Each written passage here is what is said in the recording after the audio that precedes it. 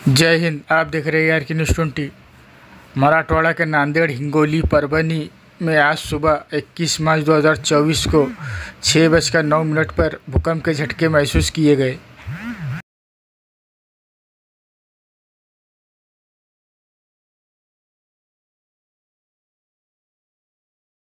सहा वाजून 9 मिनिटाला म्हणजे मी काय केलं, हादरा बसल्याच्या नंतर लगेच मी फोन लावले शेलू तालुका, पाथरी तालुका, तसेच माझे जितके मित्र आहेत, म्हणजे मी खिल्लारीच्या शेतकऱ्याला लगेच फोन लावला. ते म्हणले आम्हाला थोडं जाणवल्यासारखं झालं.